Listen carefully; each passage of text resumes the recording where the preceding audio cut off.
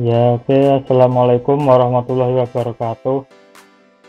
Ini untuk melanjutkan ya di channel YouTube kemarin itu membahas tentang desain grafis. Cuma ini khusus kesempatan kali ini itu membicarakan tentang organisasi di bidang pemberitaan. Ini kesempatan jika bagi yang berminat untuk ya sedikit tahu lah tentang apa itu broadcasting, apa itu penyiaran, ruang lingkup, dan struktur organisasinya yang yaitu meliputi apa aja. Jadi dari organisasi bidang pemberitaan itu melingkupi jurnalistik. Di kalau nonton TV itu kan ada presenter, reporter, juru kamera, ada direktur, ada pimpinan redaksi juga. Jadi nanti kita akan bahas untuk lebih lanjut. Untuk yang materi yang pertama tentang broadcasting. Di broadcasting sendiri itu bagian dari keilmuan komunikasi yang fokus pada kegiatan penyiaran untuk menyampaikan informasi yang memuat aspek edukasi, hiburan, dan itu dilakukan melalui media komunikasi. Nah, jadi kegiatan ini itu melibatkan proses pengiriman sinyal dari satu titik untuk menjangkau banyak lokasi secara bersamaan. Nah, sedangkan jurnalistik itu kegiatan mengumpulkan, menyiapkan, dan mencari, mengolah, dan disampaikan kepada publik untuk saluran tertentu. Jadi perbedaannya itu kita bisa simpulkan broadcasting itu lebih di depan kamera, untuk yang jurnalistik itu di belakang layar. Untuk lingkup penyiaran itu kita meliputi dari penyiaran media sekarang kebanyakan online dan juga bisa cetak, terus berputar ke penyiaran radio itu kan semakin berkembang. Dulu itu memakai baterai ya, pakai antena, sekarang bisa streaming menggunakan jaringan internet. Nah, penyiaran televisi pun juga sekarang, di era dulu mungkin pakainya TV analog yang harus pakai antena, dan sekarang pun ada aplikasi maupun website penyedia ya TV streaming dari media, entah itu stasiun televisi swasta maupun negeri sendiri. Terus penyiaran juga itu mempunyai aspek organisasi, karena setiap dalam penyelenggaraan operasional itu kan mengordinasikan banyak orang dan profesi masing-masing, sehingga menghasilkan satu produksi dan satu pengudaraan siaran. Untuk struktur organisasi di media penyiaran itu kita kan melalui proses manajerial, itu seperti planning, perencanaan, terus organizing itu pengorganisasian, actuating itu pelaksanaan, dan controlling itu pengendalian proses produksi. Biasanya itu disebut POAC, maupun itu bukan untuk di media penyiaran saja, di pengorganisasian, entah itu di lembaga pendidikan, lembaga swadaya masyarakat, dan lain-lain. Nah, ini saya ambil contoh di referensi diagram blok organisasi penyiaran lewat LPS dengan format umum. Itu ada direktur utama, terus direktur corporate affairs, direktur programming, direktur keuangan dan admin, yang terakhir itu direktur sales dan marketing. Jadi ini fokusnya ke yang direktur utama. Nah, untuk yang di Indonesia sendiri itu kita mulainya dari pimpinan redaksi atau PIMRED kalau disingkat, terus melanjutkan ke bagian administrasi keuangan. Ini ada dua jenis, jadi itu ada news gathering dan news production. Jadi ini ada penjelasannya nanti di slide berikutnya. Ini struktur organisasi pemberitaan TV yang lazim digunakan di Indonesia, atau yang biasanya tuh sering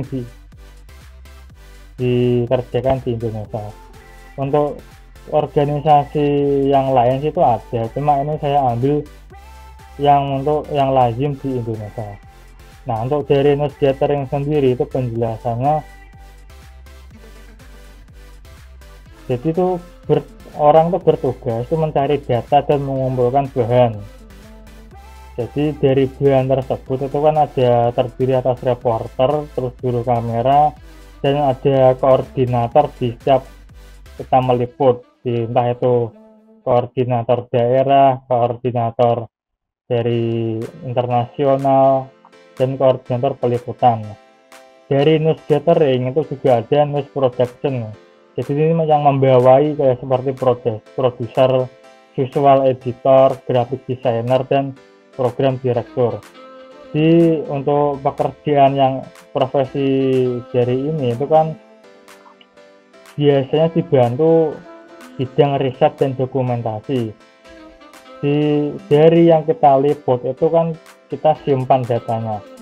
Siapa tahu di masa yang akan datang itu bisa menjadi dokumenter atau kilas balik jika ada isu-isu yang kiranya itu sama. Terus ini untuk news gathering sendiri itu ada reporter yang pertama. Reporter itu seorang yang bertugas mencari, mengumpulkan, dan melaporkan berita di kota tempat stasiun pusat TV mengudara. Jadi untuk yang reporter itu mencari berita. Dan ada yang koresponden. Koresponden ini sama bertugasnya untuk mencari berita, tapi menetap di luar tempat stasiun TV. Terus kontributor ini sama juga mengumpulkan berita, tapi beda dengan reporter yang itu memang tetap di stasiun TV.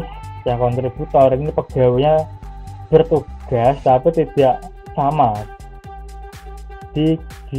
Seperti wartawan freelance, kita di media massa cetak, kontributor itu memiliki keterikatan di stasiun TV, cuma dari mereka itu tidak memiliki gaji yang tetap dan pembayarannya itu dibayar sesuai penugasan jumlah berita yang disiarkan.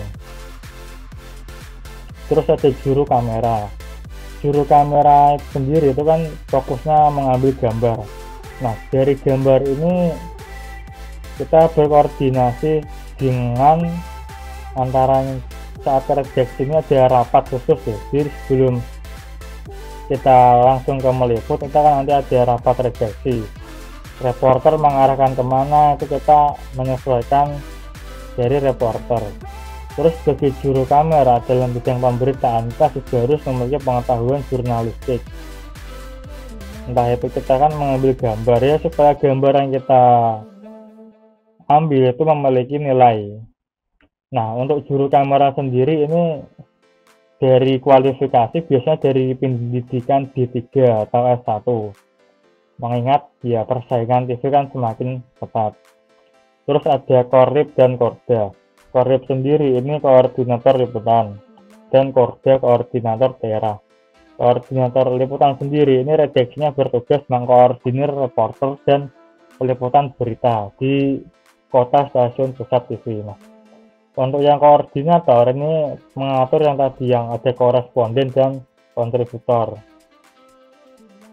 Terus yang untuk bagian news production ini kita ada produser. Nah, produser sendiri ini ngapain tugasnya? Itu ya merancang, pelaksana, dan penanggung jawabnya itu seperti ya melaksanakan, mengawasi atau mengawasi pra-produksi, terus produksi dan pasca produksi saat program acara, dan menentukan layak tidaknya berita itu untuk disiarkan.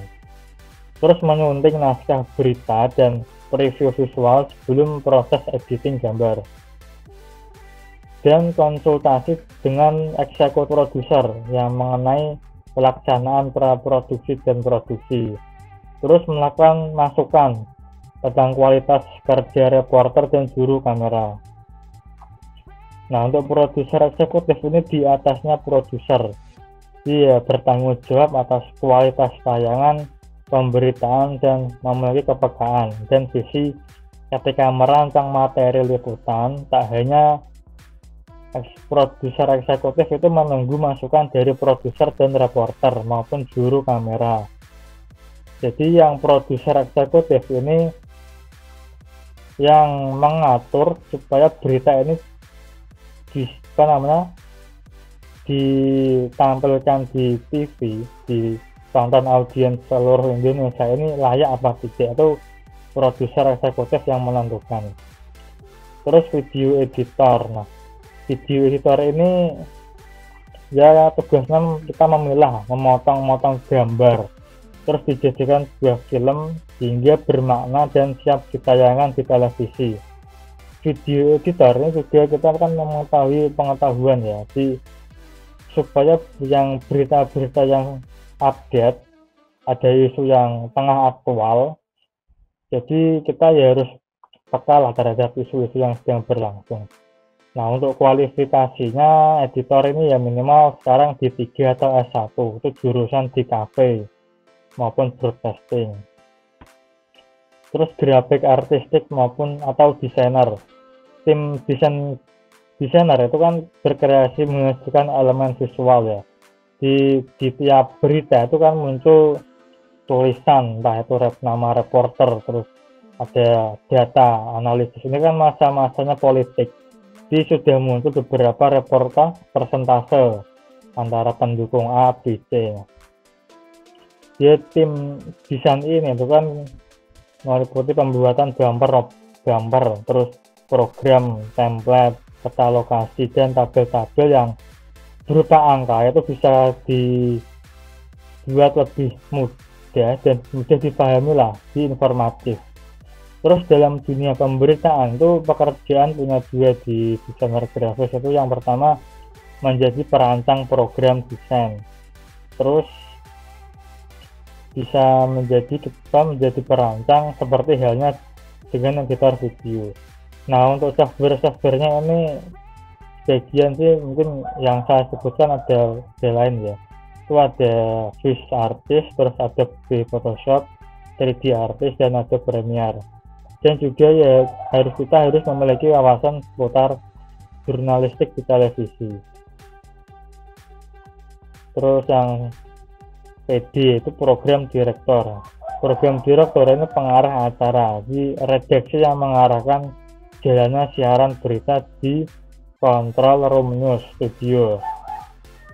Terus ada juga PD, floor director.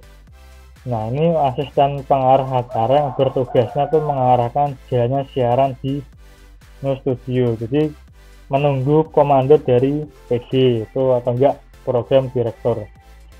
Terus untuk PD dan FD ini berada di ruangan yang berbeda, tapi keduanya harus saling berkoordinasi. Ini biasanya disekat pakai ruang kaca. Terus ini tentang anchor atau newscaster. Ini seperti para penyaji berita. Jadi ya kita biasanya menikmati berita, ada yang menyajikan berita itu reportasenya ada yang perempuan, ada yang laki-laki. Nah, jadi pemandu berita ini ya harus bisa menyajikan berita itu dengan percaya diri dan memiliki ciri khas yang unik, serta menguasai informasi terkini yang baik. Jangan sampai ya kita kan di studio itu emang membaca teks ya, di dalam berita kita menyiarkan berita itu kita membaca teks. Jadi supaya seolah-olah kita menyiarkan berita itu tidak kayak membaca. Di pemandu acara ini ya memegang peran yang amat penting. Tugasnya itu memaparkan berita terkini dan juga bisa menjadi ikon program berita yang tak terlupakan. Terus riset dan dokumentasi. Nah, setiap pemberitaan dari TV itu kan memang memiliki tim riset dan dokumentasi. Tim riset ini tuh kita menggelar analisis untuk mempelajari program-program yang telah ditayangkan. Terus kita analisis secara kuantitatif dan kualitatif. Nah, kuantitatif ini sendiri kita memetakan antara tren dan rating program, entah itu menurun atau enggak meningkat. Terus dokumentasi ini kan memang kita mengumpulkan data-data dari visual yang sudah kita ambil di beberapa liputan. Nah, jadi untuk nantinya itu simpanan data inilah yang jadi bahan utama untuk dokumenter, entah itu kilas gali, terus juga sebagai data pelengkap harian yang bernilai. Nah, dari struktur organisasi ini itu yang utama tadi ada pimpinan redaksi atau ya PIMRED. Di PIMRED ini yang memegang kendali di bidang berita dan tanggung jawab atas kelengkapan kualitas laporan. Tugasnya meliputi visi misi. Jadi setiap stasiun TV itu memiliki pimpinan redaksi, dan sebagai pimpinan redaksi itu beban tanggung jawabnya sangatlah besar. Di kemungkinan pihak yang merasa dirugikan dengan pemberitaan kita dan berpotensi itu mengajukan somasi atau tuntutan hukum, bahkan menggugat kita ke pengadilan. Nah, untuk materi ini saya ambil dari sumber referensi, bisa dicek di Pusnas, Perpusnas Nasional lewat online maupun offline di Perpustakaan Jakarta ya. Untuk yang ini dasar-dasar penyiaran. Untuk materi sekian ini nanti saya share di YouTube untuk bisa download secara PPT. Nah, ini untuk sekian dari pemaparan materi yang saya sampaikan ya, kurang lebihnya mohon maaf. Untuk yang belum subscribe di channel Project Designer Pati itu bisa diklik lonceng di bawah ini dan bisa komentar ya untuk kritik dan saran. Dan untuk kemarin itu emang saya rencana membahas tema desainer grafis, cuma berhubung dosennya temanya harus seputar broadcasting ya, saya ambil dari organisasi pemberitaan. Nah, untuk bukunya saya ada tadi ya, dasar-dasar penyiaran. Untuk yang penyiaran selanjutnya itu tadi pakainya online. Nah, jadi cukup sekian dari materi yang saya sampaikan, semoga bermanfaat untuk calon-calon mahasiswa entah itu broadcasting, DKV maupun KPI. Dan untuk teman-teman mahasiswa yang menyaksikan video ini entah itu dari Semarang, terus dari Jakarta, teman-teman mungkin KPI UIN Wali Songo ya, yang Mas Adam bisa di komen. Oke, untuk sekian dari pemaparan materi yang saya sampaikan, kurang lebihnya mohon maaf. Wassalamualaikum warahmatullahi wabarakatuh.